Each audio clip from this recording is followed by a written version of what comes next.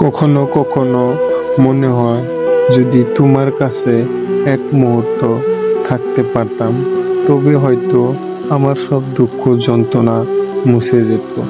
যদি তোমার হাতটা শক্ত করে ধরে বলতে পারতাম আমি আছি তোমার পাশে, তবে বুকের ভিতর সব অস্ত্র থেমে যেত।